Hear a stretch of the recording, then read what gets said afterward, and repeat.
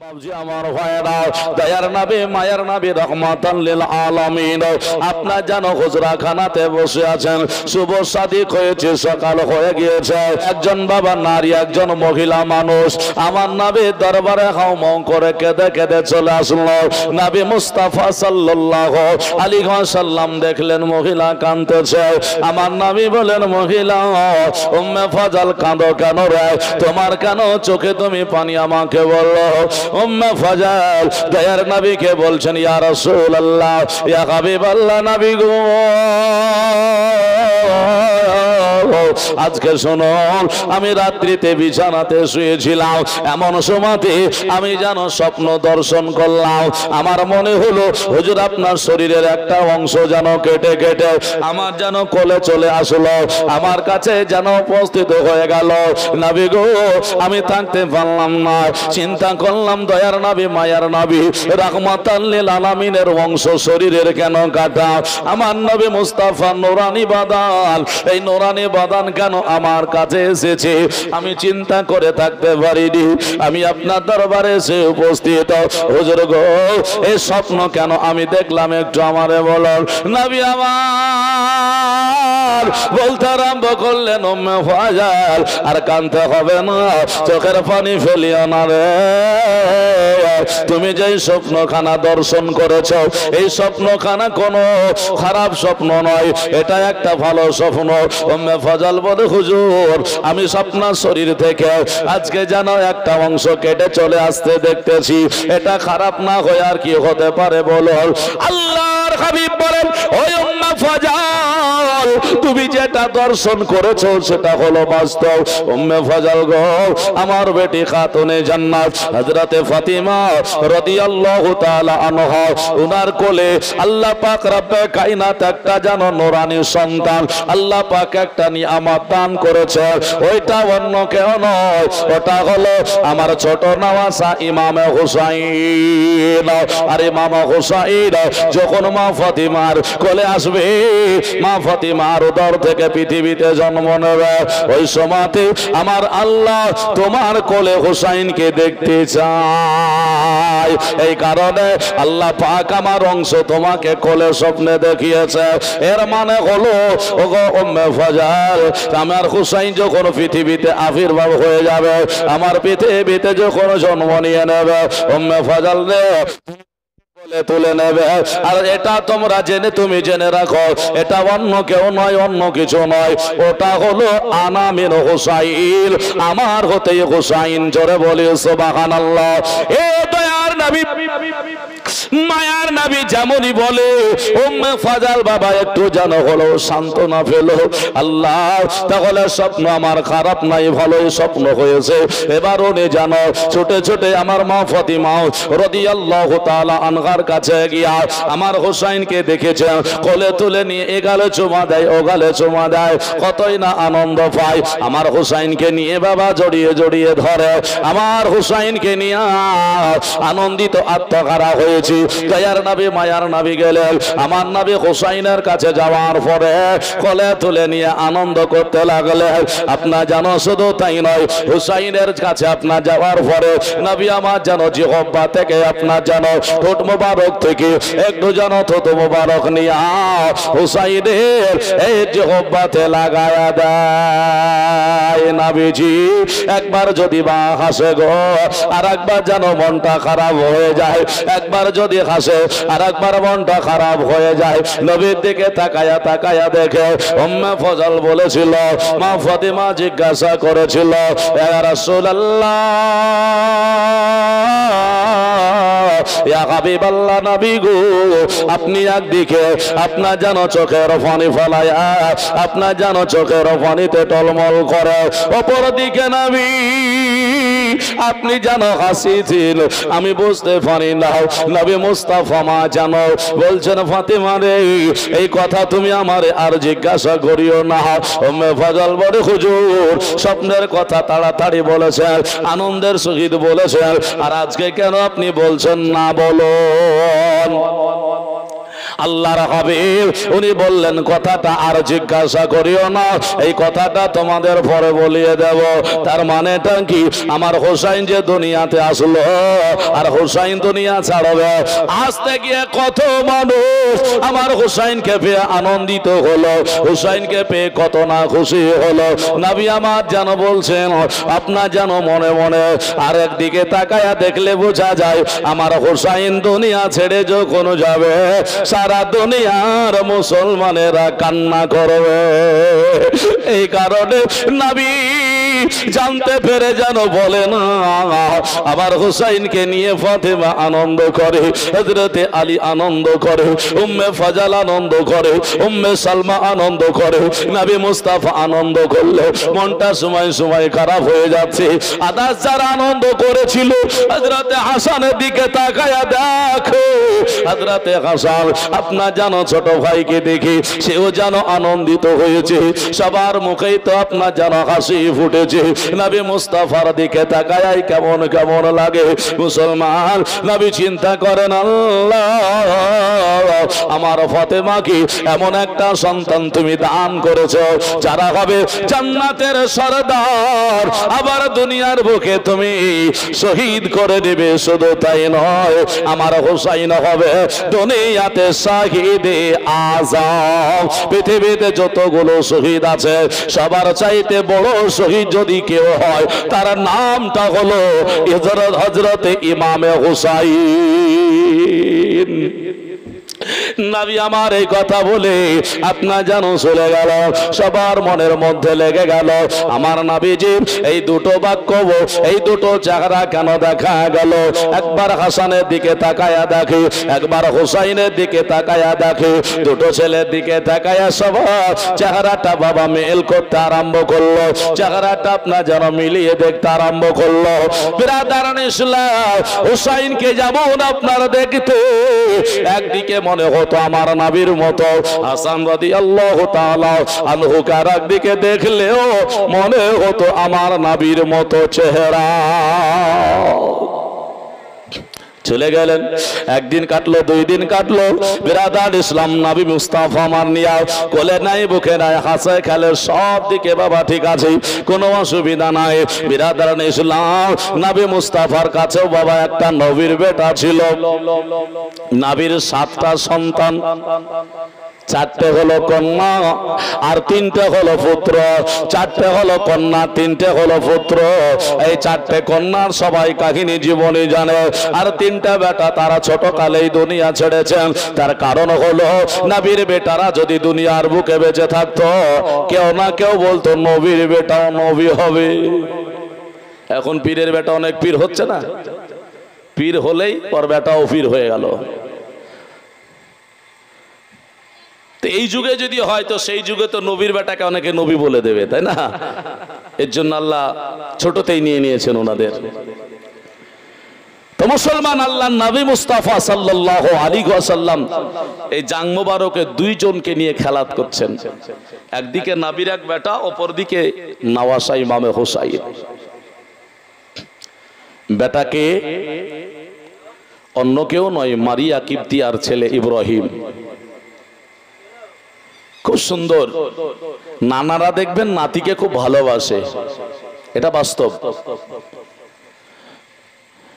আনন্দ তো করছেন, এমন সময় মহান আল্লাহ আমার হযরতে জিবরাইল আলাইহিস সালামকে দিয়ে নবীর দরবারে খবর পাঠিয়ে দিলেন, জিবরাইল চলে যাও। বলে কি?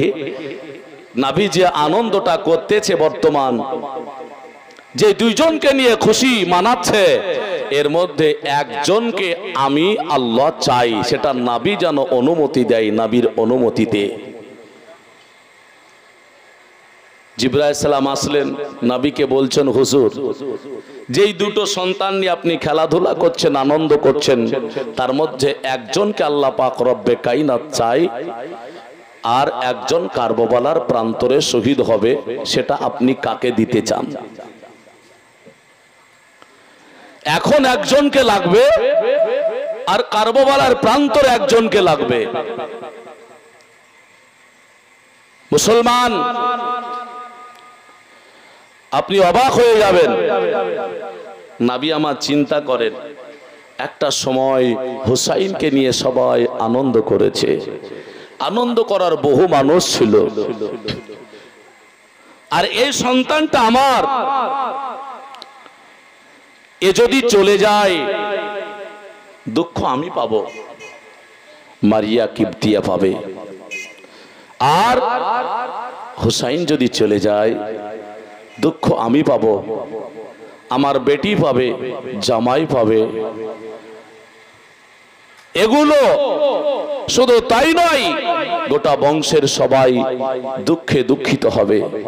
এর জন্য আমি হুসাইনকে রেখে আমার বেটা ইব্রাহিমকেই দিতে চাই। জোরে বলি সুবহানাল্লাহ। হুসাইনকে রাখছেন কারবালার জন্য। চোখের সামনে নবী মুস্তাফার সামনে চলে যাবে, নবী আমার চাইলেন না। তো এটা তো আল্লাহ পাক চাইলে নিতে পারতেন, কিন্তু নবীর কেন অনুমতি লাগে? তো বলছে এটা জগতের সাধারণ কোন মানুষের মতো মানুষ নাই, নবী হলেন অসাধারণ। আর নবীর কোলে আছে, আর নবী মুস্তাফারই ওটা একটা বেটা, একটা নওয়াসা। অতএব নবীর জিনিস নবীর কাছে একটু চেয়ে নিতে হবে। নবী আমার বললেন যাও, তাই যদি হয় হুসাইনকে আমি কারবালায় শহীদ করতে চাই, আর আমার বেটা ইব্রাহিমকে আল্লাহ পাক নিয়ে নিলে আমার কোনো দুঃখ আপত্তি নাই। আমাদের কোনো সন্তান হারাতে হলে আল্লাহ আমাদেরকে জিজ্ঞাসা করবে নাকি কাউকে দিয়ে? খবরই নাই নাকি বলেন? হ্যাঁ, মুসলমান ইব্রাহিমকে আল্লাহ পাক রব্বে কায়নাতের হুকুমে হযরতে মালাকুল মউত তিনি নিয়ে গিয়েছিলেন, নবী মুস্তাফা হুসাইনকে রেখেছিলেন। খবর হয়ে গেল আমার নবীজি দয়ার নবী মায়ার নবী রাহমাতাল লিল আলামিন আপনা জানো চাইলেন ইব্রাহিমকে দিতে। ইব্রাহিম গেল, আল্লাহ পাকের হুকুমে জগৎ চলল। সবার মুখে একটাই কথা, ইয়া রাসূলুল্লাহ, ইয়া হাবিবাল্লাহ, নবী গো আপনি বলুন না কেন? বলে কি আজকে দুনিয়ার বুকে এটা হলো আপনার বেটা, এটা হলো আপনার পুত্র, নবীর বেটা, এটা থাকতো জগতে আপনার নওয়াসাকে দিতে চাইলে আপনি দিতে পারতেন, কেন দিলেন না? আল্লাহ পাকের নবী আমার বলেছিল, ও দুনিয়ার মানুষেরা আজকে তোমরা শোনো না, ও আগলে বায়াতের বংশরা, ও আমার বংশের মানুষেরা, আমার কাছের মানুষেরা, আজকে শুনে রাখো, যেই দিন তোমরা আমার হুসাইনের জন্মের দিনে আমাকে জিজ্ঞাসা করেছিল আমার মনটা কেন খারাপ হয়েছিল, তোমরা কি জানো? বলে কি? বলে এটা অন্য কোনো কথা নয়, আমার হুসাইন কে আমার আল্লাহ রব্বুল আলামিন কারবালার প্রান্তরে চাই, কারবালার প্রান্তরে হুসাইন শহীদ হবে। আর সেটা শুধু সাধারণ শহীদ হবে না, আমার হুসাইন শহীদ হয়ে সারা দুনিয়াতে ইসলামের জয় জয়কার এনে দেবে, শহীদে আজম হবে। এর জন্য আমার নওয়াসাকে শহীদে আজম বানানোর জন্য আমি জগতের বুকে রেখে দিলাম। আল্লাহ পাক আমার রেখে দিয়েছেন, অন্য কোনো কারণ নয়। আর আমার হুসাইন জন্মের দিনে আল্লাহ পাক আমাকে জানিয়েছিল, বলে হুসাইন কারবালার প্রান্তরে শহীদ হবে। তাই সবার আনন্দে আমিও আনন্দিত হয়েছিলাম, আবার সবার আনন্দের সঙ্গে আনন্দ যদিও মিশে নিয়েছিলাম। আমার হুসাইনকে মারবে সেটাও যেন হুসাইনের সম্পর্কিত মামা, এই কথাটা আমার যখন স্মরণ হচ্ছিল আমার মনটা ভারী খারাপ হয়ে যাচ্ছিল। অন্য মানুষেরা যদি মারে তাহলে ভালো লাগে, দুশ্মনেরা মানলে বাবা আঘাত মনে হয় না, ও তো দুশ্মন আমাকে মারবে। কিন্তু ঘরের মানুষ, নিজের মানুষ যদি মারে এর চাইতে বড় কষ্ট আর কিছু মনে হয় না, নাকি বলে? দুশ্মন মারলে অসুবিধা নাই, ও তো আমার দুশ্মন, কিন্তু ঘরের মানুষ যখন মারবে তখন যন্ত্রণাটা আলাদা হবে। ইমাম হুসাইন রাদিয়াল্লাহু তাআলা আনহুর জন্য কথা বলে দিলেন। শুধু তাই নয়, সব চাইতে বড় একটা কথা হলো, বলে বড় কথা কি বলে জানেন? বলে কারবালার প্রান্তরে যে হুসাইন শহীদ হবে, নবী মুস্তাফা আমার খবরটা দিয়ে যাচ্ছেন। শুধু এটাই নয়, নবী আমার প্রমাণ স্বরূপ দিয়ে গেলেন। নবী কি প্রমাণ দিচ্ছেন? একটা শিশিতে করে, শিশি বোতলের মতো মাটি দিলেন। কেউ বলছেন জিবরাইল সালাম মাটিটা এনে দিয়েছেন কারবালার মাটি, কেউ বলছেন জান্নাতি মাটি। যে মাটি হোক, এই মাটিটা নবী আমার শিশিতে করে রেখে হুসাইন যে মুহররম মাসের 10 তারিখে শহীদ হবে, তো জিনারা আছেন, হযরত আলীও বেঁচে থাকবেন না দুনিয়ায়, ফাতিমাও থাকবেন না, হাসানও থাকবেন না, তাহলে দেখবে কে, জানবে কে, নবীর কথাটা প্রমাণ মিলবে কি করে? তো মাটিটা দিয়ে বললেন, তো এই মাটিটা একজন ব্যক্তিকে দিলেন, সেটা আবার মহিলা, তার নাম হলো উম্মে সালমা। উম্মে সালমাকে দিয়ে বলছেন, উম্মে সালমা রে, এই মাটিটা বাড়িতে রেখে দেবে, বাড়িতে যেই দিন মাটিটা লাল আকার ধারণ করবে, তুমি মনে করবে সেই দিন আমার ইমাম হুসাইন শহীদ হয়ে গেল। হায় আল্লাহ। আর মুহররমুল হারামকে অনেকে হারাম বলছে। মুহররমুল হারাম মানা যাবে না, পাগল। মুহররমের শান তো হুসাইনের জন্য হলো। আরে মুহররমের শান আপনি গাইবেন কখন? যখন হুসাইনকে আপনি জানতে পারবেন। একটা কথা ব্রেনকে বলুন তো দেখি, হুসাইন মুহররম মাসের 10 তারিখে শহীদ হবে, মাটিটাতে দিলেন উম্মে সালমাকে। আচ্ছা, উম্মে সালমা তো বাড়িতে রাখবে যদি আগে মরে যায়? যদি উম্মে সালমা আগে মারা যায় তো জানবে কি করে? ইতিহাস বলতেছে নবী বলেছেন উম্মে সালমা দেখবে, তার মানে হলো নবী মুস্তাফা সাল্লাল্লাহু আলাইহি ওয়াসাল্লামের কথা অনুযায়ী উম্মে সালমা আমার হুসাইনের শহীদ হওয়ার আগে মৃত্যুবরণ করবে না। এটাই হলো।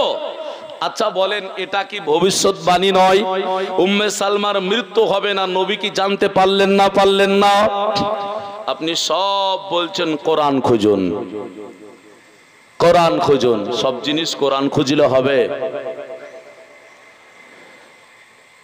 নবী বললেন, তাহলে স্পষ্ট হলো উম্মে সালমার মৌত হবে না, নবী জেনে দিয়েছেন।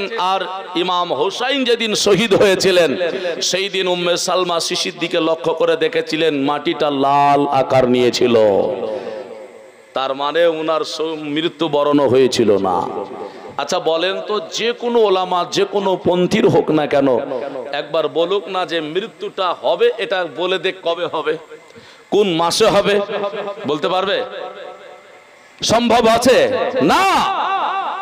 তাহলে নবীকে মেনে নিন যে নবী মুস্তাফাকে আল্লাহ পাক এ পাওয়ার দিয়েছেন, নবী আমার বলেছেন। বাস্তব কথা একটা বলি দিয়ে আবার আলোচনাটা নিয়ে যাই। বহরমপুর থেকে বাড়ি আসতে বাসে বিভিন্ন রকমের আলোচনার মধ্যে দিয়ে একজন জিজ্ঞাসা করলো, হুজুর কোরআন হাদিসে যদি না থাকে তাহলে কি সেটা মানা যাবে? আমি বললাম অবশ্যই, সেটা যদি জায়েজ হয় আর বুজুর্গানে দিন বা ফোকাহে কেরামের কাউল হয়, তবে তাবিনের যদি হয় মানা যাবে। তো বলছে না না, হাদিস কোরআনের বাইরে কিছু মানা যাবে না, মানে যেটা চোখে দেখা যাবে না ওটা মানা যাবে না, এটাই বুঝাতে চাইলে। আচ্ছা বলেন তো আপনারা দেখি, আপনাদের বাপ মা, ভালো করে বুঝবেন, বাপ মা এটা আপনারা কে কবে দেখেছিলেন? নাকি এটা শিখানো? এটা বাপ এটা মা, এটা শিখানো কি না? এটা তো শিখানো। মা বলেছে ওটা তোর বাপ, বাপ বলেছে ওটা তোর মা, এটা তোর ভাই, এটা তোর বোন, এটা তোর চাচা, তাই তো মেনে নিয়েছি। তাহলে বাপটাকে নিজের মেনে নিচ্ছেন না দেখে যে এটা বাপ না ওটা বাপ, না কোন বাপ? বাপের খবর তো বাপরাই তো জানে না সব। মায়েরা তো ভালো জানে এই ছেলেটার বাপ আসল কে, নাকি বলেন? এর জন্য তো মেয়েদের 4টে বিয়ে করা জায়েজ না, যে বাপটা মিলাতে পারবে না বলে। কোনটা তোমার বাপ সন্তানের বলতে পারবে? 4টে একটা মেয়ে যদি বিয়ে করে বলতে পারবে? এর বাপ কোনটা বলতে পারবে? সম্ভব হবে না। এর জন্য একটা মহিলা 4টে বিয়ে করতে পারে না, কিন্তু পুরুষ 4টে বিয়ে করতে পায় কেন? এই কারণে যে 4টে নারী যদি বিয়ে করে তো 4টে নারী বলতে পারবে যে বাপ কোনটা তা। তাহলে সব জিনিস চোখে দেখে করলে হবে না, জিনার কাউল শুনবো তিনি সঠিক কিনা জানতে হবে। বাপ বলে দিয়েছে এটা তোর মা, মেনে নিয়েছি। আরো একটা কথা বলছি, আপনাদের এলাকায় থাকতে পারে, অনেকে দেখবেন বাচ্চা নাই, অনেকের বাচ্চা নিয়ে এসে সে মানুষ করে, আছে না নাই? মানুষ করে, আছে আছে। বাচ্চাটা মানুষ যখন হয়, বড় যখন হয়, তখন যারা লালন পালন করছে তাদের কি বাপ মা বলে? বলে না? বলে না? কিন্তু আসলে কি আর বাপ মা? আসলে তো নয়। তাহলে ওকে শিখানো হয়েছে, মেনে নিয়েছে। তাহলে আপনাকে জানতে হবে যে জিনিসটা আসলে সত্য না মিথ্যা। যদি ঠিক আছে তাহলে ভালো। মুসলমান আমার ভাইরা, আল্লাহর নবী সাল্লাল্লাহু আলাইহি ওয়াসাল্লাম স্পষ্ট ভাবে আপনার যেন খবর দিয়ে গেলেন ইমাম হুসাইন রাদিয়াল্লাহু তাআলা আনহুকে নিয়ে কতই না আনন্দিত আত্মহারা, কতই না ভালো লাগে, কতই না মহব্বত করে বাবা। কিন্তু মহব্বত করলে হবেটা কি বলো?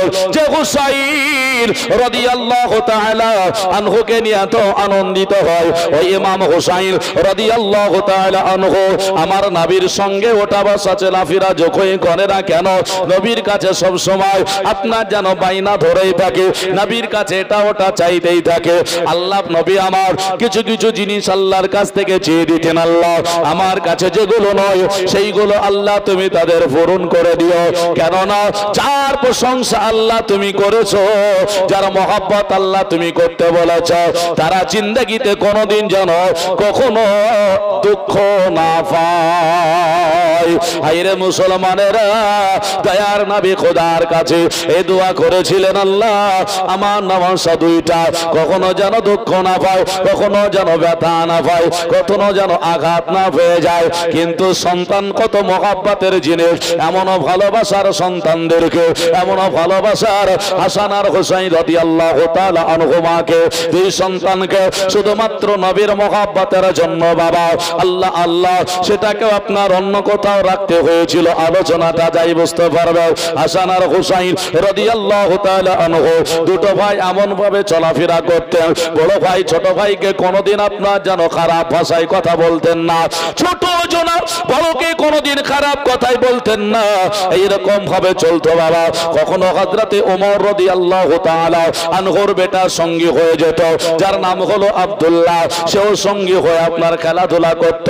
কখনো ইমাম হুসাইন রাদিয়াল্লাহু তাআলা আনহু সম্পর্কে খারাপ মন্তব্য করত না। চিন্তা করতে পারেন সাহাবীদের বেটারা, সাহাবী পর্যন্ত হুসাইনকে কখনো আপনার যেন উচ্চ আওয়াজে কথা বলতেন না। এমনও কি আপনার বলা হয়েছে হযরতে হুসাইনের সঙ্গে হযরতে ওমর রাদিয়াল্লাহু তাআলা আনহুর বেটা আব্দুল্লাহর একদিন যেন আপনার সম্পর্ক খারাপ হয়ে গেল। খেলাধুলা করতে করতে করতে করতে কথাই যেন একটা আপনার বলে ফেলেছিল, গোলামের বাচ্চা গোলাম। এই কথাটা হযরতে ওমর রাদিয়াল্লাহু তাআলা আনহুর বেটা আপনার আব্দুল্লাহ শুনে নেওয়ার পরে মনটা বড় খারাপ হয়ে গেল। চিন্তা করলেন, আল্লাহ আমার আব্বা খলিফা, দ্বিতীয় খলিফা, নবীর মহব্বত করেছে, কত মহব্বত করেছে, নিজের জীবনের চাইতে নবীকে ভালোবেসেছে, অথচ আমার আব্বাকেও গোলাম বলা হলো, আমাকেও গোলামের বাচ্চা বলা হলো। তাই আপনার আব্দুল্লাহ কোনো কথা না বলে বলছেন, বলে হুসাইন গো, আমাকে আজকে তুমি গোলামের বাচ্চা গোলাম বলে দিয়েছো, একটা কথা মনে রেখো, আমার আব্বা হলো খলিফা, আমার আব্বাকে বলে তোমার বিচার করিয়ে দেব। আমার হুসাইন ছোট্টকালে হেসে বলেছিল, ও আব্দুল্লাহ তাড়াতাড়ি করে চলে যাও, আমার আব্বা হুজুরকে বলে সব ছুটে গেল। হযরত ওমর রাদিয়াল্লাহু তাআলা আনহুকে বললেন, বলে আপনাকে গোলাম বলেছে, আমাকে গোলামের বাচ্চা বলেছে। হযরত ওমর হেসে হেসে আনন্দ দে শহীদ বললেন, বলে বেটা গো, বলে আজকে হোসাইনের জবান থেকে যখন আমাকে বলে দিয়েছে গোলাম আলহামদুলিল্লাহ পাঠ করে নাও, তুমিও বলে কেন? হোসাইনের যারা গোলাম হয়ে যাবে, হোসাইনের যারা দেওয়ানা হয়ে যাবে, হোসাইনের যারা মাস্তানা হয়ে যাবে, কিয়ামতের ময়দানে আমার আল্লাহ তারে হোসাইনের সঙ্গে যেন জান্নাতি বানায়া দেবে। জোরে বলে সুবহানাল্লাহ। হোসাইনের আল্লাহ পাক যেন আমাদেরকে মোহাব্বতকারী বানিয়ে দেয়। একজন খলিফা দ্বিতীয় নবীর কাছের সাহাবী হয়ে হোসাইনের যদি প্রশংসা করতে পারে, ভালোবাসা যদি আনতে পারে, আমরা কেন আনতে পারবো না? সেই হোসাইন রাদিয়াল্লাহু তাআলা আনহু হযরতে ওমর রাদিয়াল্লাহু তাআলা আনহুর বেটার সঙ্গে সাক্ষাৎ করে দিয়ে আপনার যেন বলেছিলেন আরো কথা, সেটা হলো প্রমাণ স্বরূপ নিয়ে বেটাকে বলেছিলেন হযরতে ওমর, ও বেটা গো, একটা সাদা কাগজ নিয়ে চলে যাও হযরতে হোসাইনের দরবারে। যাওয়ার পরে হোসাইনকে গিয়ে বলে দাও, তুমি যেই কথাটা জবান দ্বারা বলেছো ওই কথাটা জানো এটা হাতে আপনার যেন লিখিয়ে দেওয়া হয়। হযরতে আব্দুল্লাহ ওমর রাদিয়াল্লাহু তাআলা আনহুর বেটা ছুটে চলে গেলেন। যাওয়ার পরে হযরতে হোসাইনকে বললেন, ভাইয়া একবার হলে ওটা যেন কাগজে লিখে দিলে হতো। উনি বললেন ঠিক আছে।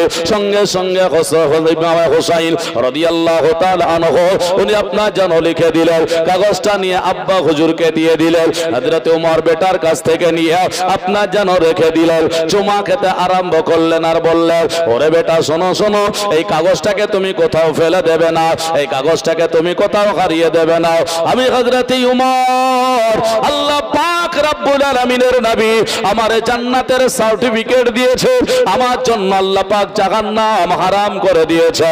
10 জন নবীর আপনার জানো 10 জনের সাহাবীর জন্য নবী আমার জান্নাতের সার্টিফিকেট দিয়েছেন, জাহান্নাম হারাম হয়েছে। হযরত ওমর বলেছিলেন, বলে এই কাগজটা যদি আমি জান্নাতি না হতাম তবুও চাইতাম, তবে জান্নাতি হয়েছে তবুও তোমাকে বলছি শোনো, এই কাগজ আমার কাফনে দিও, কেন না মুনকার নাকির দেখবে এটা হোসাইনের গোলাম।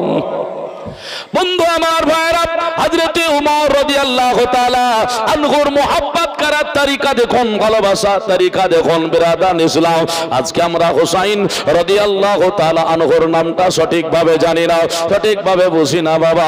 চলুন না কেন সেই ইমামে হোসাইন রাদিয়াল্লাহু তাআলা আনহু হযরতে ফাতিমা রাদিয়াল্লাহু তাআলা আনহার কাছে গিয়ে বসে আছেন। বিরাদান ইসলাম, এমন সময় আপনার জানা হযরতে হাসান রাদিয়াল্লাহু তাআলা আনহু উনি আপনার যেন বসে আছেন। দুটো ভাই তারা দাঁড়িয়ে রয়েছে। বাবা মা মা মা মা করে ডাক দিয়ে দিয়েছে।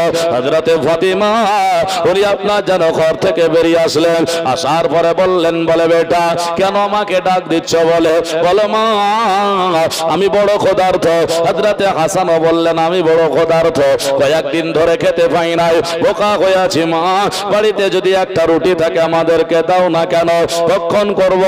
সঙ্গে সঙ্গে উনি বললেন, বাবা তোমরা চলে যাও তোমার আব্বা হুজুরের কাছে, তোমার আব্বা হুজুরের কাছে এক টুকরা রুটি আছে, একটা রুটি আছে, ওই রুটিটা তোমরা দুটো ভাই যাও একবার চেয়ে দেখো তোমার আব্বা হুজুর তোমাদের দেয় কিনা, আমার কাছে কোনো খাবার নেই। ফাতিমা চিন্তা করলেন, আল্লাহ আমি জনম দুঃখিনী মা, আমার কাছে কোনো খাবার পেল না, ছুটে চলে গেল বাপের কাছে। হযরতে আলী রাদিয়াল্লাহু তাআলা আনহু তিনি দাঁড়িয়ে রয়েছেন, রুটিটা তিনার হাতেই রয়েছে। দুটো ভাই গিয়ে আব্বা হুজুরকে সালাম জানিয়ে দিলেন, বললেন আব্বা গো আমাদেরকে দুটো ভাই আমরা দাঁড়িয়ে আছি, একটু রুটি দিলে হতো না? আমরা ভোকা কেমন বাপ চাই না বলুন, সন্তান আগে খাক তারপরে আমি খাবো। সন্তান ভোকা দেখে রুটিটাকে আপনার দুটো টুকরা করবেন মাঝখানা বরাবর, আপনার যেন ভাঙতে আরম্ভ করেছে। এমন সময়তে দরওয়াজায় একটা সাইল ফকির এসে দাঁড়িয়ে গেল। ফকির আপনার বলতে আরম্ভ করলো, আমি 3 দিনকার ভোকা খেতে পাইনি, আলী গো বাড়িতে কোনো খাবার আছে নাকি? হযরতে আলী রাদিয়াল্লাহু তাআলা আনহু তিনি বলতে আরম্ভ করলেন, একদিকে তাকায়া দেখতেছেন, বলে 2 বেটা দাঁড়িয়ে আছে, অপর দিকে দরওয়াজায় একটা ফকির দাঁড়ায়া 3 দিনকার ভোকা খেতে পাইনি, সেও দাঁড়িয়ে আছে। খাবার কে পাবে? খাবার কে পাবে? হযরত আলী একজন সাহাবী রাসূল, শুধু তাই নয়, নবীর জামাই, নাবার আপনার চতুর্থ খলিফা। চিন্তা করলেন, আল্লাহ, এই খাবার আমার দুটো ছেলেকে দেব নাকি ফকিরকে দেব? ইমানি সাজবা দেখুন, মোহাব্বত দেখুন, তারিকা দেখুন, আখিরাতকে কেমন ভালোবেসেছিল, ভয় করেছিল। আল্লাহ পাকের কোরআন ফলো করলেন, কোনো কিছু হলে কোরআন ফলো করতেন, ফয়সালা কিছু আছে কি নাই, হাদিস ফয়সালা দেখতেন, কিন্তু ফয়সালা নবী দিয়েছেন কিনা। কোরআনের দিকে লক্ষ্য করে হযরতে আলী মুরতজা রাদিয়াল্লাহু তাআলা আনহু দেখলেন, আমার আল্লাহ কোরআনে বলেছেন, ওয়া আমওয়ালুকুম ওয়া আওলাদুকুম ওয়া আনতুমুল ফিতনা। কোরআন কি বলে? কোরআন বলছে তোমার ধন সম্পদ, তোমার পয়সা কড়ি, তোমার সন্তান, আওলাদুকুম ওয়া আনতুমুল ফিতনা, তোমার ভবিষ্যতের জন্য ফিতনা হয়ে দাঁড়াতে পারে। আমাদের টাকা পয়সা সন্তানাদিরা আমরা কেউ গ্যারান্টি দিতে পারবো আমার উপকারে আসবে? তা ফিতনা হতেও পারে, নাকি বলেন? ভবিষ্যৎ হচ্ছে না, হয় না, হয়ে যাচ্ছে, বড় ফিতনা হয়ে যাচ্ছে। ফিতনা বলতে গেলে কি, আপনি তো খুব ভালো মানুষ, নামাজি মানুষ, নামাজ পড়লেন, আকীদা ঠিকই ছিল দেখলাম, কিন্তু হঠাৎ করে দেখা গেল এদেশ ওদেশ ভ্রমণ করে এসে, এদেশ ওদেশ ঘুরতে গিয়ে, এদেশ ওদেশ কাজ করতে গিয়ে দেখা গেল আপনার বিরুদ্ধে আপনার ছেলে দাঁড়িয়ে গেল। তাই হচ্ছে না, হয় না? আপনার বিরুদ্ধেই আপনার ছেলে দাঁড়িয়ে গেল। যারা হজ করতে যায় জিজ্ঞাসা করবেন, দেখবেন আপনি মনে হয় গিয়েছিলেন। আচ্ছা, কয়েকটা কথা এখানে বলেনি, বুঝতে পারবেন। মক্কা মদিনা শরীফে নামাজ তো পড়েছেন, আচ্ছা কোন মসজিদের নববীতে কোন মহিলাকে ঢুকতে দেখেছেন? বাইরে। এক, মসজিদে কাবা চত্বরে যখন আজান হয়ে গেল, কাবা চত্বরে মহিলাদেরকে নামাজ পড়তে দেওয়া হয়? ঘিরে দিচ্ছে, বাইরে যাও, মহিলারা বাইরে যাও, ছেলেরা কাবা চত্বরে নামাজ পড়বে। তাহলে কি বোঝা গেল? বাইরে কি হচ্ছে হচ্ছে, ওটা দেখে লাভ নেই। কাবা চত্বরে আসল জায়গা, মসজিদে নববী আসল জায়গা, মহিলাদের কোনো অ্যালাউ নাই নামাজ পড়ার জন্য। আর আমাদের স্পেশাল করে মসজিদে দোতলা বানানো হচ্ছে, স্পেশাল করে মসজিদে মহিলাদেরকে ডেকে নিয়ে যাওয়া হচ্ছে, হয় না? হয় না? আবার ফতোয়া জারি করছে মহিলাদেরকে মসজিদে নিয়ে যেতেই হবে। হায় আল্লাহ! এবার বলছে যে মক্কা মদিনায় কোথায় আছে? অন্যান্য মসজিদে। তা আমার কথা হলো, অন্য মসজিদে পড়তে দেয় তো কাবা তার মসজিদে নববীতে দেয় না কেন?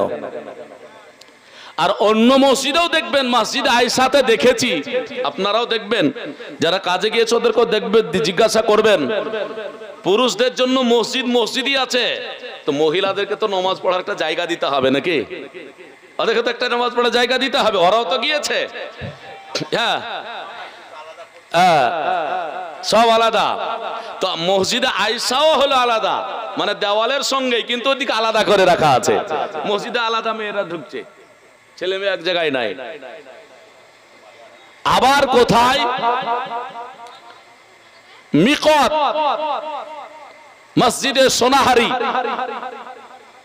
যেখানে হাজিরা গেলে ওখান থেকে ইহরাম পরে আসতে হয় হজ করার জন্য, ওখানেও মেয়েদেরকে মসজিদে এলাও নাই।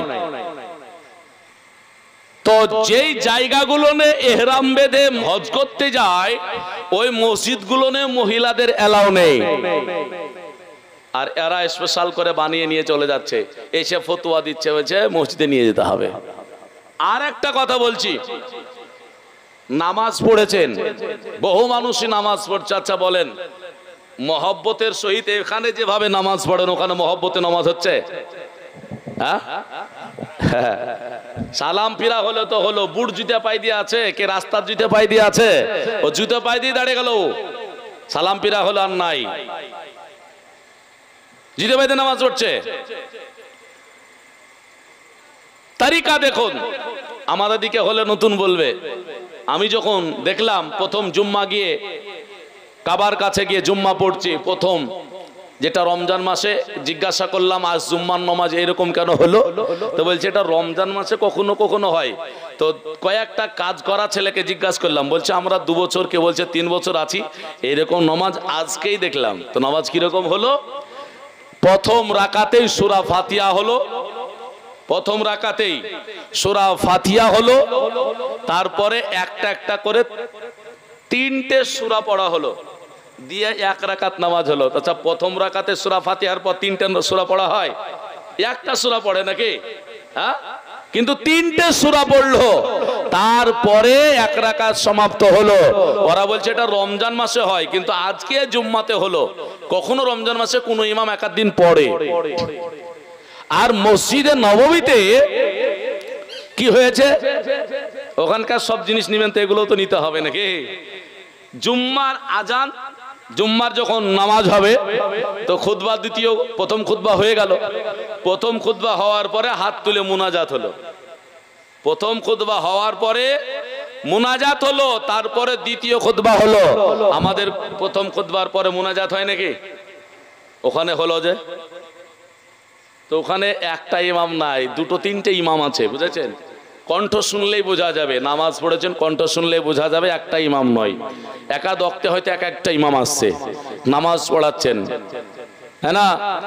যে যেভাবে পাচ্ছে, যেভাবে আছে নামাজ পড়াই চলে যায়, কেউ কারো বাধা নাই। আর আপনি এখানে এসে ওই তারিকা শুরু করে দিলেন, আপনি জানেন না কেন? বলে কাবা শরীফটা চত্বর হলো হানাফিদের জন্য, হাম্বলীদের জন্য, মালিকিদের জন্য, শাফিদের জন্য, সবার জন্য, কারণ সবাই হলো সুন্নি মানুষ, সবাই নামাজ পড়বে।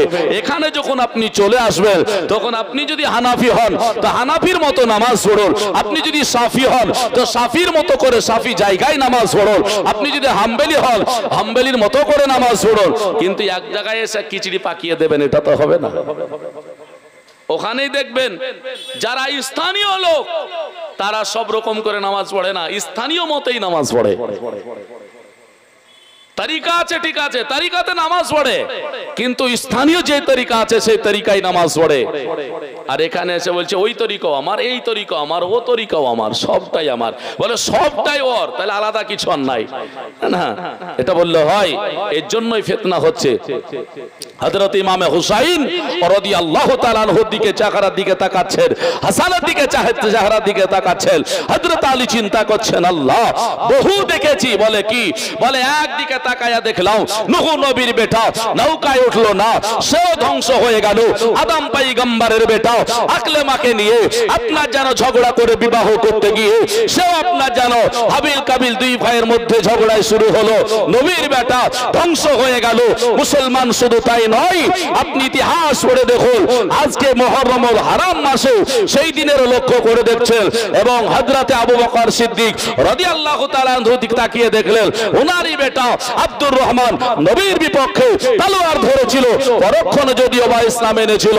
তাহলে বোঝা গেল নবীর বেটারাও কখনো কখনো কোন নবীর বেটা ধ্বংস হয়েছে, আপনার নাম এনে ওই রকম ভাবে চিন্তা করলেন আমার বেটা আজকে যেন হাসান আর হুসাইন তারা খাবার চাইছে, তো সন্তান তো ফিতনার একটা মূল হতে পারে, ধনসম্পদ হতে পারে। তবে হাসান হুসাইনকে কোনো সন্দেহ নয়, হাসান হুসাইনকে কোনো আপনার শাখ নয়, এরা হলো জান্নাতি, জান্নাতি, জান্নাতি, যারা জান্নাতের সর্দার হবে। তবু জগৎকে শিক্ষা দেওয়ার জন্য হযরত আলী বললেন, এই খাবার দুটো বেটা দুটোর মাথায় হাত বলে বললেন, বেটারা খাবার তোমার নানার কাছে আছে, একটু ওখানে গেলে তোমাদের জন্য মিলে যাবে। কিন্তু লোকটা দরওয়াজায় দাঁড়িয়ে আছে, দেখো 3 দিনকার ভোকা, খেতে পাইনি, এদেরকে রুটিটা দিয়ে দিয়ে এরা ভক্ষণ করেন। এক জোরে বলে সুবহানাল্লাহ। দুটো ভাই তারা বলছে, আব্বা আমরা পাবো না। তাহলে আমার হযরত আলী বললেন, বলে বেটা শোনো, তোমরা পাবে না কেন? খাবারটা একটু গেলেই তো একটু সময় লাগবে, পাওয়া যাবে, কিন্তু এখানে তো ইসরাইলকে ঘুরে দেওয়া যায় না। আজকে বাড়িতে চাইতে আসলে পারে তাকে ঘুরে দেওয়া যায় না। মুসলমান আমার ভাইরা, আজকে গ্রামবাসীরা, আজকে কমিটি ভাইরা যারা চাইতে গিয়েছে, অনেকেই পয়সা দিয়েছেন, অনেকেই সাহায্য করেছেন, এটা বাস্তব। কিন্তু কখনো কেউ পয়সা দেওয়ার পরে আবার ফতোয়াবাজি, এটা তো হয়নি। হুসাইনের জীবনীতে আপনার টাকা দেওয়া হারাম, হুসাইনের মুহররমে টাকা দেওয়া হারাম, এটা আবার ফতোয়াবাজি হয়নি তো? আপনি দিয়েছেন ঠিকই, আবার ফতোয়াবাজি করছেন, দেওয়ার পরে ফতোয়াবাজি করিয়েন না। আগে যদি ফতোয়াবাজি করতে হয় তাহলে আপনি বলুন আমি হুসাইনকে মানি না। যদি এখানে হুসাইন বাদে ইয়াজিদের কি কোনো প্রশংসা হয়েছে? তাহলে আপনি চাইছেনটা কি? হুসাইনের প্রশংসা বন্ধ হয়ে যাক, হুসাইনের জীবনী শেষ হয়ে যাক? আচ্ছা, কথার কথা বললাম, বলে না তো হুসাইনের আমি প্রশংসা বন্ধ করতে চাইছি না। তাহলে মুহররম বলতে গেলে কি বোঝাচ্ছ? মুহররম মাসকে বোঝাচ্ছ? মুহররম মাসে দেওয়া হবে না এটাই বোঝাচ্ছ? বিরাদার ইসলাম শুনুন, তাহলে এটা সম্পূর্ণ ভুল। কারণ বলে আজকে লক্ষ্য করুন, আমি যদি বলি নবী পাক সাল্লাল্লাহু আলাইহি ওয়াসাল্লাম 12 রবিউল আউয়াল মাসে এসেছিলেন, অর্থাৎ রবিউল মাসে নবী দিবসে কাউকে টাকা দেওয়া হবে না। আচ্ছা, ফতোয়া দিলে কার দিকে যাবে? মাসের দিকে যাবে না নবীর দিকে যাবে? নবীর দুশমন হওয়া হবে না? তো তাহলে আপনি মুহররমের নাম করছেন, আপনি কি লক্ষ্য করেছেন যে আপনি হুসাইনের দুশমনি করছেন? আপনার আঙ্গুলটা হুসাইনের দিকে উঠে যাচ্ছে। হ্যাঁ, আপনি বলতে পারতেন যে লাঠি খেলা, ঢোল বাজানো, গীত, বুকে থাপড়ানি, চাবুক মারা, এগুলো নিয়ে টাকা দেওয়া যাবে না। আপনাকে আমি সাপোর্ট করতাম। আজকে ছেলেগুলো মুহররমের লাঠি খেলা না করে, খারাপ কাজ না করে হুসাইনের একটু আলোচনা করবে, এটাই আপনার ব্যথা লেগেছে। জেনে রাখবেন, ব্যথা লাগা মানেই হলো আপনি হুসাইনের থেকে দূরে সরে গেছেন। আপনি হুসাইনি নয়, ইয়াজিদি। মুসলমান আমার ভাইরা, এর জন্য বাবা হুসাইন রাদিয়াল্লাহু তাআলা আনহু হযরতে হাসান রাদিয়াল্লাহু তাআলা আনহুর মাথায় হাত বলে সুন্দর করে বুঝায়া বললেন, সাইলকে রুটি দিলেন। দুটো ভাই তারা গাও করে কেঁদেছিল। আল্লাহ, মায়ের কাছে গিয়ে খাবার পেটে গেল না, আব্বার কাছে এসে খাবার সামনে পেয়েও পেটে দুটো খাবার দিতে পারলাম না, বোকা পিয়াসা রয়ে গেলাম। আপনার যেন হযরত আলী বললেন, বেটা আমার নবী মুস্তাফা আজকে যেন বন্টন করতেছে খাবার, সেখানে চলে যাও। কিসের খাবার বন্টন হয়? বলতেছে গনিমতের মাল, যুদ্ধ করে অনেক মালগুলো এসে উপস্থিত হয়েছে। ওই নবী পাক আলাইহিস সালাম সেই মালগুলোকে বন্টন করে দিতে চাইছে। সব বন্টন হচ্ছে, তুমি চলে যাও। দুটো ভাইকে তাদের পাঠানো হলো, দুইজনে চলে যাও। দুটো ভাই তারা আপনার যেন চলে গেল, কাতার দাঁড়িয়ে রয়েছে। বাবা আমাদের সন্ন্যাই দেখবেন কাতারে লাইন দিয়ে। মুসলমান আমার ভাইরাও, বিরাদার ইসলাম দেখুন না কেন, কিন্তু মুসলমান আমারাও আজকে যেন ভালো জায়গায় আসে না, ভালো জায়গায় মানুষের কাতার হয় না, ভালো জায়গায় মানুষের লাইন হয় না। আমি বলতে চাইছি এটাই, বলে যেখানে যাই করুন না কেন শরীয়ত মোতাবেক করবেন। হারাম কাজ যেন আপনার দ্বারাই না হয়ে যায়, হারাম কাজ যেন আপনার কাছে না হয়ে যায়। আজ কেউ যদি গ্রামের সমস্ত মানুষগুলো এসে যদি হাজিরি দিয়ে দিত, এইখানে জায়গা হতো না। বিরাদার আমার হাসান আর হুসাইন রাদিয়াল্লাহু তাআলা আনহুমা দুটো ভাই, তারা আপনার যেন গিয়ে দেখলে সাহাবীরা বাবা দাঁড়িয়ে রয়েছে। নিত্য নতুন সাহাবীও হয়ে আছে যারা, তারাও বাবা দাঁড়ালো। পুরাতন সাহাবী যারা গরিব দুঃখীদের মতো ছিল তারাও দাঁড়িয়ে গেল। আমার হাসান আর হুসাইন সর্বশেষ প্রান্তে জায়গা পেলে হযরতে বিলাল রাদিয়াল্লাহু তাআলা আনহু উনি আপনার যেন ছুটে ছুটে চলে গেল। যাওয়ার পরে আমার নবীকে বলছেন, ইয়া রাসূলুল্লাহ, ইয়া হাবিবাল্লাহ, নবী গো আজকে গনিমতের মাল বন্টন হয়। গনিমতের মাল বলতে গেলে কি, যুদ্ধ করে বেঈমান কাফেরেরা যেই মালগুলোকে ফেলে পালিয়ে গিয়েছিল ওই মালগুলো নিয়ে এসে একত্রিত করে রাখা, এই মালটাকে বলা হয় গনিমতের মাল। আমাদের আর নাই, মুসলিমদের এই ফান্ড নাই, এগুলো আর হচ্ছে না। আগে হতো, সমাজ ঠিকঠাক ছিল, এখন আর সমাজ ঠিকঠাক নাই। একজন আকা যদি মুড়ল জাহাই করে বানাচ্ছেন, ও যদি একটু কিছু বলছে তো আপনি ওর বিরুদ্ধে আপনি বলছেন আবার করে, তাই হচ্ছে না? দেখে যাকেই মুড়ল বানালেন দুদিন বাদে ওর বিরুদ্ধেই লেগে গেলেন। তো বানালেনই বা কেন, আর ওর পিছনে লাগলেনই বা কেন? এর জন্য তো সবাই আর মুড়লি করতে চাইছে না, বলে তুমি তুলবা তুমি ফেলবা। মসজিদের কমিটি বানিয়ে দিলেন, দিয়ে দুদিন যা এদের দ্বারা কিছু কাজ নাই, যা। অথচ এটা কোনোদিন ভেবে দেখলেন না যে ইমামের টাকা তুলতে গিয়ে ওই আর চপ্পল ছিঁড়ে গেল, কোন জিনিসের চাঁদা করতে গিয়ে চপ্পল ছিঁড়ে গেল, এটা আপনি ভেবেই দেখলেন না। মুসলমান, আমি একটা অনুরোধ করি, দেখবেন আমি বহু জায়গায় দেখেছি নামাজিদের মধ্যে যারা 5 ওয়াক্ত নামাজ পড়ে মসজিদে গন্ডগোল এদের মধ্যেই বেশি হয়, যারা নামাজ পড়ে না এদেরকে গন্ডগোল বেশি নাই, হয় না? হয় না? ই আর ভুল ধরছে, ও আর ভুল ধরছে, ও আর ভুল ধরছে, এই এর মধ্যেই লেগে গেল। এবার যদি কেউ জানে ভালো, ও যদি একটু শিখাতে চায়, তাহলে একদিন ধরে নামাজ পড়ছে, আমি কিছু জানি না, তুমি জানো সব, যাও ঝামেলা লেগে গেল। এটা করিয়েন না। যে যেখানে আছেন যদি কোনো ভুল হয়, দেখেন নিজের সংশোধন করে নেওয়াটা অপমানের কাজ নয়, এটা ভালো কাজ। হযরতে ইমামে আজম আবু হানিফা রহমাতুল্লাহ আলাইহি তিনি 40 বছর শুধু লেখা পড়া করেছেন।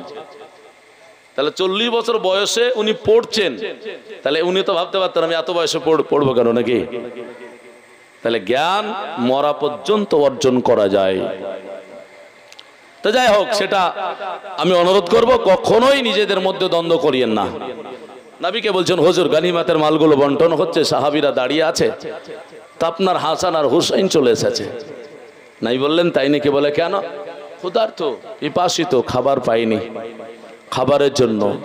তো আগে তো আর এসে নিতে পারে না, সাহাবী নবী দাঁড়িয়ে আছেন। আল্লাহর হাবিব সাল্লাল্লাহু আলাইহি ওয়াসাল্লাম বললেন সাহাবী শোনো, বলে কি? এই গনিমতের মাল হাসান আর হুসাইনকে দেওয়া যাবে না। জোরে বলি সুবহানাল্লাহ। এই মাল হাসান আর হুসাইনকে দেওয়া যাবে না। খুব কঠিন জিনিস খাবার। আপনারা 10 টাকা 20 টাকা 50 টাকা করে যখন মাদ্রাসায় দান করেন, কি করতে হয় জানেন? টাকাটা নিয়ে গিয়ে কমিটি রেখে দিলে হবে না। মৌলবীদের মাদ্রাসায় কাজ করছে, ঠিক আছে, এই টাকাটা সর্বপ্রথম নিয়ে গিয়ে যখন হিসাব হয়ে গেল টোটাল, দেখেন নিয়ম, টাকাটা নিয়ে গিয়ে তালবে ইলমদের হাতে দিতে হয়। টাকা তালবে ইলমের হাতে দিয়ে তালবে ইলম আবার মাদ্রাসায় দান করে, তবে টাকাটা বেতন দেওয়া হালাল হয়, বেতন নেওয়া হালাল। যদি এই তরিকা না করে তাহলে হালাল হবে না। টাকা নিয়ে গেলাম, মাদ্রাসার অ্যাকাউন্ট আছে, ভরে দিলাম, অ্যাকাউন্টে দিয়ে দিয়েছি, টাকা তুলছি আর বেতন দিচ্ছি, আমি নিয়ে চলে গেলাম, জায়েজ হবে না। টাকা তালবে ইলমের হাতে দিতেই হবে, কারণ এটা হলো তালবে ইলমের হক। যতক্ষণ পর্যন্ত তালবে ইলম অনুমতি না দেবে ততক্ষণ পর্যন্ত আমি খেতে পাবো না। তালবে ইলম যদি মনে করে যে আপনাকে বেতন দেব না, আমার হক নাই নেওয়ার, কিন্তু অনেকেই তো আদায় করতে এসে পকেটে চলে গেল, নাকি বলছেন? অনেকেই চলে গেল। মনে রাখেন, গাড়ি হোক আর পায়ে হেঁটে হোক, যেই আদায় করতে আসছে আপনি কিন্তু তাকে দেখে দিচ্ছেন না, মাদ্রাসাকে দেখে দিচ্ছেন, তাই না? টাকাটা যদি মাদ্রাসাতে হাজিরি না দেবে, আপনি বলছেন বলে আমার কাজ দেওয়ার আমি দিয়ে দিলাম, যা খুশি করুক না, আপনি দিয়ে দিলেই পার নয়, আপনাকে দেখে দান করতে হবে। টাকাটা ঠিক জায়গায় যাচ্ছে না, যায় না, লাইনে দাঁড়িয়ে আছেন, নবী বলছেন এদের হক নয়। কেন? বলে এরা হলো আহলে বায়াত, এরা গনিমতের মাল পাবে না, অসুরের মাল পাবে না, জাকাতের মাল পাবে না। মৌলভী মোল্লা আমরা শুনুন, জাকাতের মাল অসুরের মাল খেয়ে খেয়ে আমাদের জিহব্বা বড় হয়েছে, কিন্তু আমরা হালাল হারাম আজ পর্যন্ত বুঝতে শিখিনি। ফতুয়াবাজি করতে চলেছি। কি বলে? নবী মুস্তাফা যা বলেছেন তা করব, কোরআনে যা বলেছে তা করব, নচেত করব না। বেটা তুমি বুঝোই না। কেন? বলে তোমার মাদ্রাসায় কোরআনের তাফসীর পড়ানো হয় না, বুখারী পড়ানো হয় না। বুঝেছেন মুসলমান? তাহলে ক্লিয়ার বোঝা গেল যে মাদ্রাসায় কোরআনের দার্স দেওয়া হয় না, তাফসীর পড়ানো হয় না, বুখারী, তিরমিজি, আবু দাউদ, নাসাই, ইবনে মাজাহ গুলো পড়ানো হয় না। এ মৌলভী সাহেব যদি মুখে বলে কোরআন হাদিস ছাড়া মানবো না, এর কথা মানা যাবে? কারণ তুমি তো পড়াচ্ছ, ওই চটি বই পড়িয়ে পড়িয়ে পয়সা খাচ্ছ, আর তুমি বলছো হাদিস কোরআন ছাড়া মানবো না, তো পড়াও গাজাও। তোমার মাদ্রাসা তো হয় না। আর নবীর নওয়াসার জন্য চলবে না। মুসলমান আমার ভাইরাও, যেমন বাবাই কথা বলা, সাহাবীর মনটা যেন খারাপ হয়ে গেল। সাহাবী চিন্তা করলো, আল্লাহ তাহলে হবেটা কি এখন? বলে কেন? বলে আমি নবীর নওয়াসাদের খালি হাতে ফিরাইয়া দিতে পারবো না। নবীকে আমার যেন বলতে আরম্ভ করলেন, ইয়া রাসূলুল্লাহ, ইয়া হাবিবাল্লাহ, নবী গো। বলে কি হলো? বলে হুজুর ওই কাতারে যে তারা দুই ভাই দাঁড়িয়ে গিয়েছে, খাবারটা না দিয়ে কেমন করে তাদের ঘোরাইয়া দেব বলুন না। আমার নবী বলে সাহাবীরে ওই দুইজনকে তোমরা তাড়িয়ে দিবে না, তোমরা তাড়িয়ে দিবে না। তাড়িয়ে যদি দাও খাবার, যদি না দাও তাহলে তোমাদের বদনাম হয়ে যাবে। অন্যান্যরা বলবে হাসান হোসাইনকে খাবার দেয় না। এমন ভাবে ওই খাবারটা বন্টন করবে যাতে আমার হাসান আর হোসাইন দুটো ভাই এসে হাজির হয়ে যাবে আর গানিমাতের মাল সব সমাপ্ত হবে। আমার সাহাবী রাসূল ছুটে ছুটে চলে গেলেন, গানিমাতের মালগুলো বন্টন হতে আরম্ভ হয়ে গেল। এবার গানিমাতের মাল শেষ হতে আরম্ভ হয়েছে। যেমনই বাবা হাসান আর হুসাইন নিকটে আসা সঙ্গে সঙ্গে ওই মালগুলো সমাপ্ত হয়ে গেল, আর মাল যেন পাওয়া গেল না।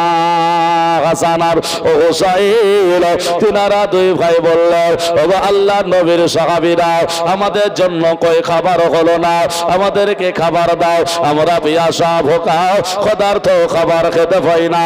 সাহাবী বললেন, বলে ওগো নবীর নওয়াসা হাসান আর হুসাইন রাদিয়াল্লাহু তাআলা আনহুমা, আজকে যেন খাবার সমাপ্ত, আজ আর খাবার পাওয়া যাবে না। আমরা হলে কি করতাম? নানাকে গিয়ে বলতাম, নানা তোমার লোকেরা আমাদের খেতে দিল না। বাবাকে গিয়ে বলতাম, বাবা যেই জায়গায় তুমি পাঠালে খাবার পেলাম না। আমার মাকে গিয়ে বলতাম, মা গো যেই জায়গায় পাঠালে তোমার আব্বা ভালো না, বলে কেন আমাকে আজকে খাবার দিল না? তোমার আব্বার লোকেরা ভালো না, আমাদের দুই ভাইকে খাবারও দিল না।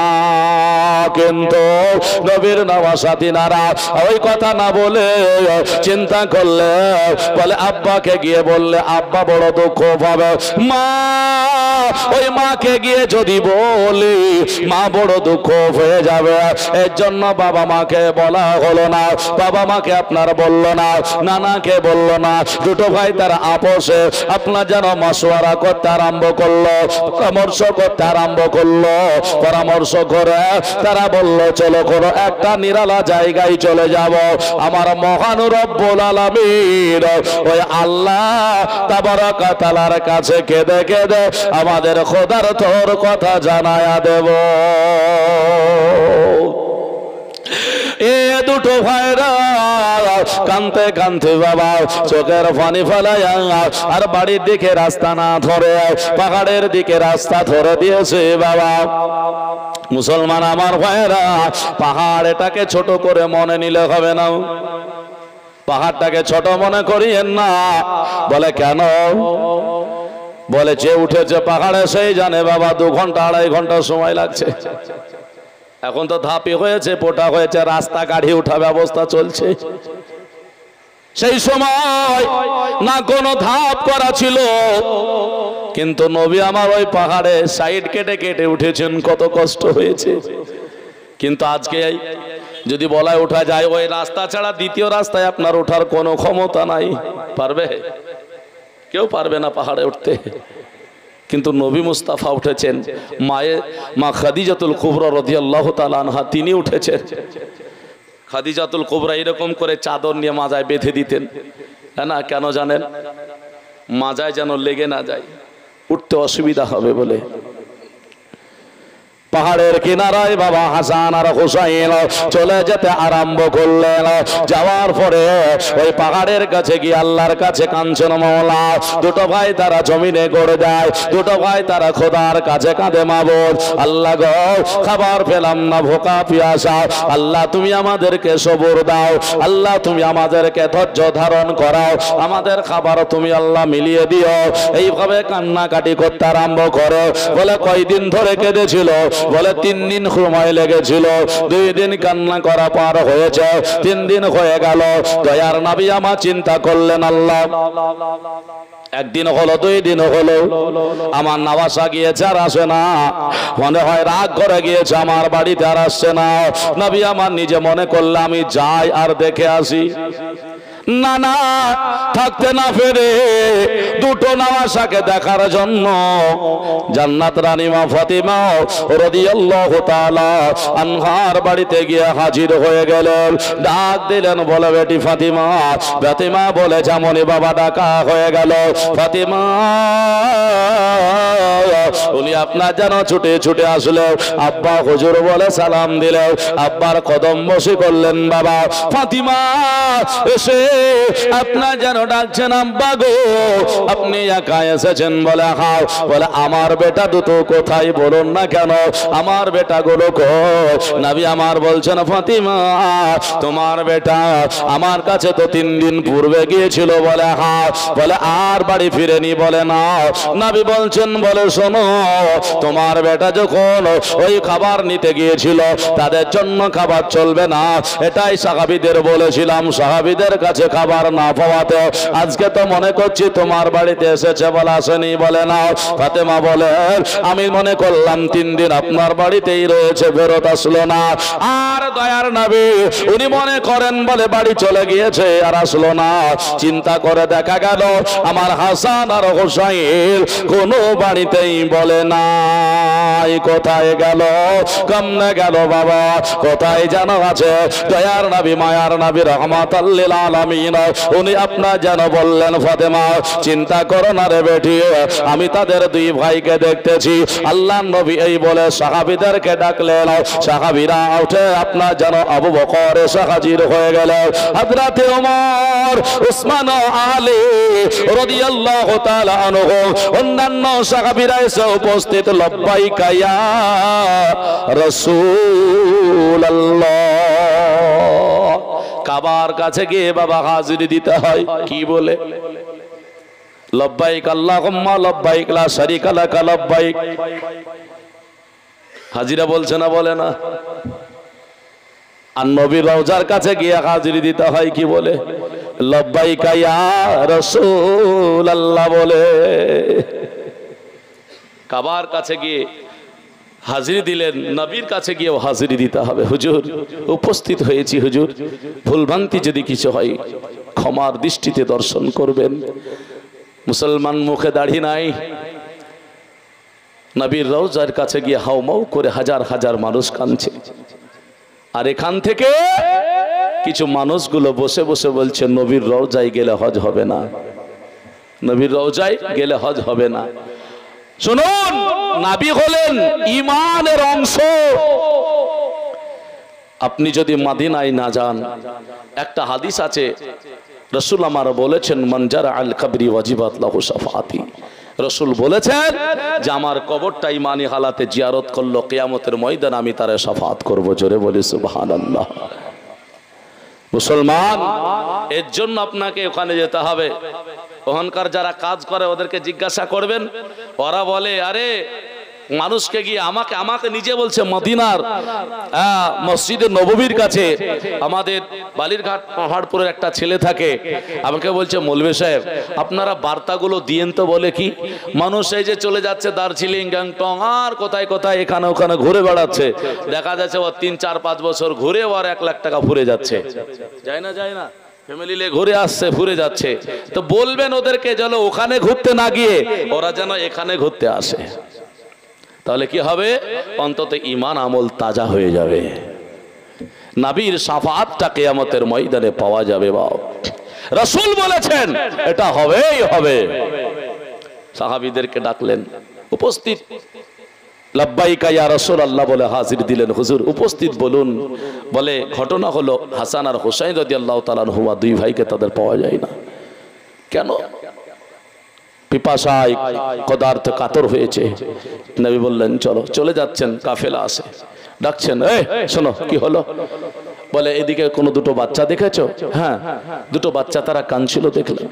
নবী বললেন, বলে বাচ্চা 2 আছে? বলে আছে। চলে গেলেন, দেখছেন পাহাড়ের কিনারায় কাঁদছেন। নবী গিয়ে উপস্থিত। আমার নবী মুস্তাফা সাল্লাল্লাহু আলাইহি ওয়াসাল্লামকে দেখে 2 ভাই তারা দাঁড়িয়ে গেলেন। সালাম দিলেন। নবী বলছেন কি ব্যাপার, বাড়ি যাওনি, চলে এসেছো? বলছেন না না। ওগো নানা গো। বলে কি হলো? বলে একটাই কারণ গো নানা, আজকে দুটো খাওয়ার জন্য খাবার চাইতে গেলাম, সেই খাবারটুকু পাওয়া গেল না, সেটাও যেন আমার কাছে আসলো না। তাই নাকি? বলে এই কারণে এসেছো? বলে হ্যাঁ। এই ইমামে হুসাইন ও হাসান রাদিয়াল্লাহু তাআলা আনহুমা আজকে শোনো, দুটো নওয়াসাকে কাঁধে তুলে নিলেন, কোলে নিলেন। নবী আমার বললেন ক্ষুধার্ত লেগেছে, আমার কাছে যাবে, পিপাসা লেগেছে, আমার কাছে যাবে। ওই কাতারে কেন তোমরা দাঁড়িয়েছে বলো? ওই কাতারের মাল আল্লাহ তোমার জন্য দেয়নি, ও হাসান তোমার জন্য দেয়নি, হুসাইনের জন্য দেয়নি। বলে কেন? তোমরা দুনিয়ার কোন সাধারণ মানুষ নও, তোমার মা হলো জান্নাত রানী ফাতিমা, তোমার আব্বা হলো জান্নাতি, আর তোমরা হলে নওজওয়ান জান্নাতীদের সরদার। জোরে বলে সুবহানাল্লাহ। ও হাসান আর হুসাইন গো, তোমরা হলে নওয়াসায়ে রাসূল। আল্লাহ তোমাদেরকে গানিমাতের মাল খেতে দেয়নি, আমার আল্লাহ ওই গানিমাতের মাল তোমাদের জন্য হালাল করেনি, এর জন্য তোমাদেরকে দেওয়া হয়নি। তাই নাকি? বলে হ্যাঁ। বলে এসো এসো, কত ক্ষুধার্ত লেগেছে।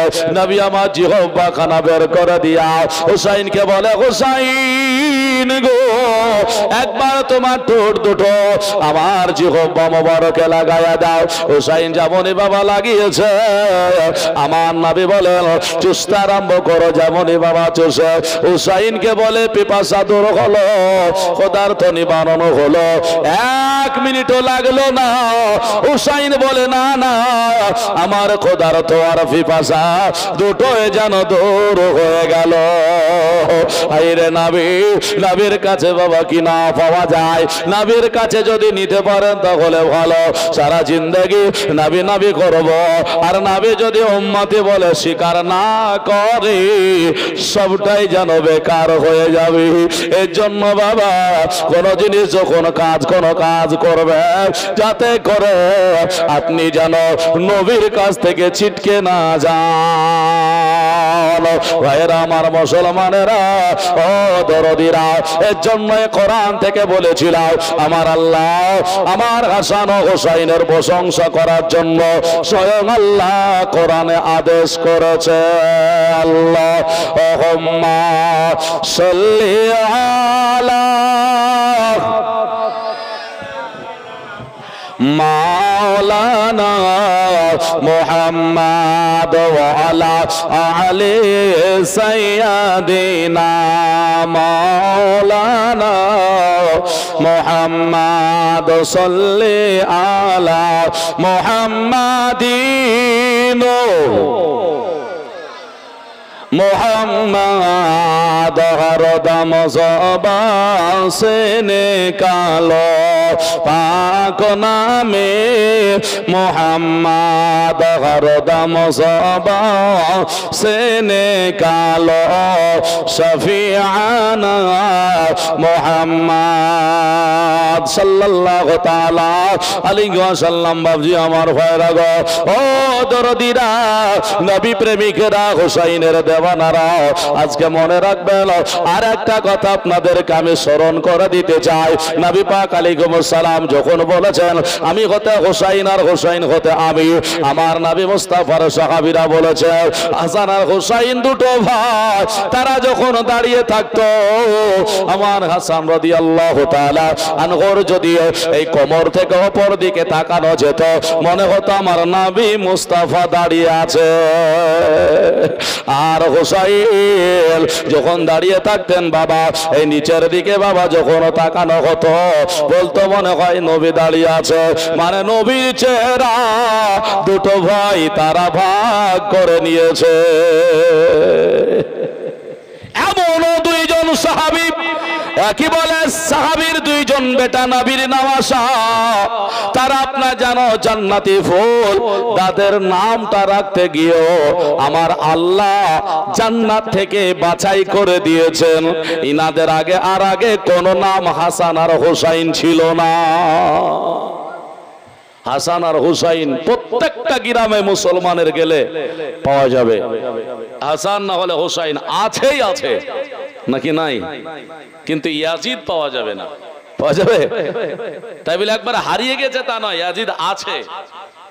ইয়াজিদ নাম খুব কম, হাজারে হয়তো একটা পাওয়া যাবে। হাসান হুসাইনের যদি কোনোদিন ওয়াজ শুনে বা মসজিদে ইমাম সাহেবের বক্তব্য শুনে, তাও তো ইয়াজিদ নাম রাখবে না। সারা জগতের মানুষ চিনে নিয়েছে এদেরকে, কিন্তু ইয়াজিদ রাদিয়াল্লাহু তাআলা আনহু বলা মানুষ এখনো জিন্দা আছে, এই পৃথিবীর বুকে আছে। এপার বাংলা ওপার বাংলাতে, এই দুই বাংলায় বাঙালিকে শেষ করে দিয়েছে, বুঝেছেন? এই দুই বাংলায় বাঙালিকে শেষ করেছে। বাপকে গালি দিলে, বাপের বিরুদ্ধে কথা বললে অত মেজাজি হয় না যত মেজাজি আব্দুর রাজ্জাক বিন ইউসুফের বিরুদ্ধে বললে হয়। বাস্তব বলছে আপনাকে, বাস্তব। কেন জানেন? উনি রাদিয়াল্লাহু তাআলা আনহু বলেছেন। এখন এই কথাটা যদি আমার সমাজে বলতে যায়, ভাই যে ইয়াজিদকে রাদিয়াল্লাহু তাআলা আনহু বলছে তাকে মানিয়েন না, তো উড়ে গেছে বলে আমাদের মৌলভী রাদিয়াল্লাহু তাআলা বলেছে এই কথা বলছো। বা বাস্তব বলছি, এ হলো লামাঝাবি মানুষ, মাযহাব টাযহাব কিছু মানে না। আমরা কখনো কোনোদিনের তরে ইয়াজিদকে রাদিয়াল্লাহু তাআলা আনহু বলি না আর বলবো না। কেন? এটা হলো আমার হুসাইনের জন্য শান, এটা ইয়াজিদের জন্য নয়। বলাও যাবে না, আমাকে গুনাহ হবে এই কথা বললে। ব্রাদার, শুধু তাই নয়, আমার নবী পাক সাল্লাল্লাহু আলাইহি ওয়াসাল্লামের নওয়াসা বিরুদ্ধে যারা দাঁড়িয়েছিল, ওই ইয়াজিদি বংশকে বলছে এরা এমনি ঝামেলা করে গদির লোভে। কখনোই নয়। গদি বাঁচানোর জন্য লড়াই করেছে, এটা কখনো বলবেন না। আল্লাহ পাক যে শান মান দিয়েছেন, এর চাইতে হুসাইন আর কি শান নেবেন? হ্যাঁ, জান্নাতের যুবকদের সর্দার বানিয়েছেন ইনি। এই গদি বাঁচানোর জন্য নয়, রাজত্ব কায়েম করার জন্য নয়, রাজত্ব টিকানোর জন্য নয়। উনি চেয়েছিলেন অন্যায়ের বিরুদ্ধে আওয়াজ উঠানোর জন্য। এখন বর্তমান অন্যায়ের বিরুদ্ধে আওয়াজ উঠানো যাবে? আর যাচ্ছে? আজ যাই না। অন্যায়ের বিরুদ্ধে যে আওয়াজ উঠাচ্ছে তাকেই দাবন মেরে দেওয়া হবে, তাকেই বসে দেওয়া হবে, তাকে গলায় চাপন দেওয়া হবে। অন্যায়ের বিরুদ্ধে কথা বলা যাবে না। কে কথা বলবে? বড় বড় যারা নেতা মন্ত্রী অন্যায় করবে ওরাই কথা বলবে। নিজের দোষটা আছেই, আবার ওই দোষটাকে অন্যজনার ধরবে, কিন্তু নিজেরটার বলবে না। বউ আছে মুসলমান। যাই হোক, লম্বা চওড়া কাহিনী ইমামে হুসাইন রাদিয়াল্লাহু তাআলা আনহুর এই জীবন কারবালার প্রান্তরের আপনারা শুনবেন। হ্যাঁ না, যারা নবীর সঙ্গে থাকলেন, নবীর সঙ্গে ঘুরলেন ফিরলেন, মদিনায় গেলেন, অথচ নবীকে মক্কা থেকে মদিনায় তাড়ানো হলো, আর মদিনা থেকে হুসাইনকে মক্কায় তাড়ানো হচ্ছে। মক্কা হয়ে আবার হুসাইন কোফায় চলে যাচ্ছেন। এই তো হলো ইসলামের জীবন কাহিনী। ইনাদেরকে নিয়ে তখনও অত্যাচার করেছে বেঈমান কাফেরেরা, এখনো পর্যন্ত তারা অত্যাচার করে যাচ্ছে বেঈমান কাফেরেরা। মুসলমান আমার ভাইরা, তাই বলবো হুসাইনি হয়ে থাকুন। তাতে যদি পাহাড় যেমন ঝটকা মেরে যদি ঝড় এসে নড়িয়ে দেয়, আপনি পাহাড়ের মতো দাঁড়িয়ে থাকুন। যদি লড়েও যান তবুও ভালো যেন পড়ে না যান, তাহলে অসুবিধা আছে। পড়লেই ঝামেলা বেড়ে যাবে, আপনি হয়তো ঈমান হারা হয়ে যেতে পারেন। এটা আপনাকে মনে রাখতে হবে।